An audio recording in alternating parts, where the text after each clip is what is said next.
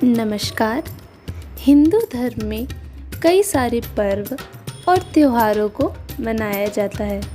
उन्हीं त्योहारों में से एक है हल षष्ठी व्रत। इस व्रत को कई नामों से जाना जाता है।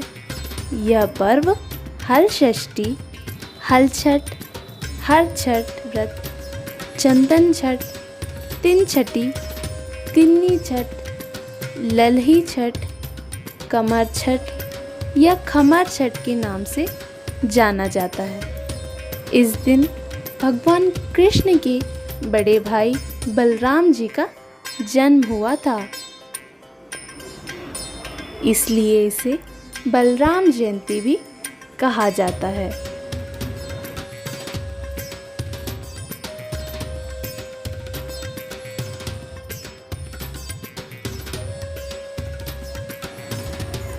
भगवान बलराम का मुख्य शस्त्र हल और मूसल है। हल धारण करने के चलते ही बलराम जी को हलदार भी कहा जाता है। ये देवकी और वासुदेव की 7वीं संतान है। हल षष्ठी श्रावण पूर्णिमा के 6 दिन बाद पड़ती है। इसे चंद्र षष्ठी, बलदेव छठ, रंधन षष्ठी भी कहा जाता है। इस दिन खास तौर पर किसान वर्ग की पूजा करते हैं। इस दिन हल, मूसल और बैल को पूजा जाता है। इस दिन हल से जुते हुए अनाज व सब्जियों का सेवन नहीं किया जाता।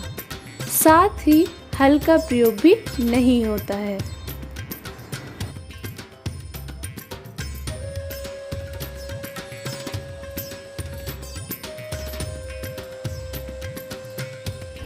जो महिलाएं हल षष्ठी का व्रत कर रही हैं, वो व्रत के दौरान पसाई धान के चावल और भैंस के दूध का इस्तेमाल करती हैं। इस दिन गाय का दूध और दही उपयोग नहीं किया जाता। ऐसा कहा जाता है कि इस दिन जो महिलाएं व्रत करती हैं, वो मछुआ के दातुन से दांत साफ करती हैं। इस व्रत के समापन पर भैंस के दूध से बने घी से महुआ को पलाश के पत्ते पर खाकर किया जाता है। शास्त्रों के मुताबिक भगवान बलराम को भगवान विष्णु के 8वें अवतार के रूप में पूजा जाता है। भगवान बलराम कृष्ण जी के बड़े भाई थे। भगवान बलराम को आदिश के अवतार के रूप में भी पूजा जाता है, जिस नाग पर भगवान विष्णु विश्राम करते हैं। बलराम को बलदेव, बलभद्र और हलयुद्ध के नाम से भी जाना जाता है। चलिए हल षष्ठी व्रत की कथा जानते हैं। एक समय एक राजा था सुब्रा नाम का, जिसकी रानी थी सुवर्णा। उन दोनों को हस्ती नामक एक पुत्र उत्पन्न हुआ, जिसने आगे जाकर अपने नाम पर हस्तिनापुर नगरी बसाई। यह बालक एक दिन धाय के साथ गंगा जी के तीर पर गया। जल से खेलता हुआ वह बालक बाल भाव से जल में चला गया। वहाँ एक मगर उसको पकड़कर गहरे पानी में ले गया। इस समाचार को सुनकर पुत्र दुख से दुखी रानी सुवर्णा ने क्रोध के मारे धाय के पुत्र को जलती अग्नि में फेंक दिया और फेंकने के बाद अपने पुत्र को याद करते हुए बड़ा विलाप करने लगी। राजा भी दुख से व्याकुल हो गया। धाय दुख से व्याकुल होकर जंगल में चली गई। पुषा और पलाश से पूर्ण जंगल में मध्याह्न के समय शिवजी की पूजा करने लगी। उसने वहां प्राणियों से वर्जित सुनसान मंदिर में महादेव जी, कार्तिकेय भगवान, पार्वती तथा गणेश की पूजा की। धाय प्रतिदिन इन देवताओं का ध्यान करती थी तथा तृण, धान्य और मेवे का भोजन करती थी।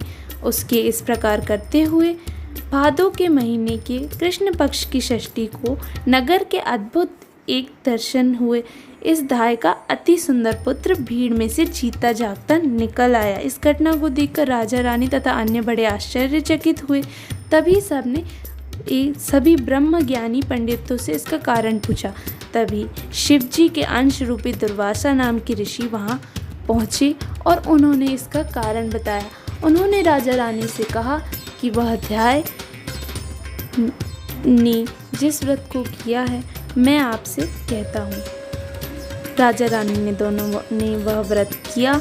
इस व्रत के फल से राजा के यहाँ दीर्घायु, बड़े पराक्रमी, बलवान और सर्वगुण संपन्न अनेक पुत्र उत्पन्न हुए।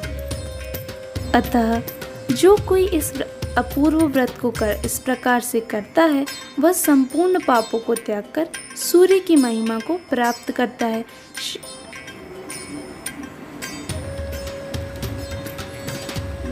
राधे राधे।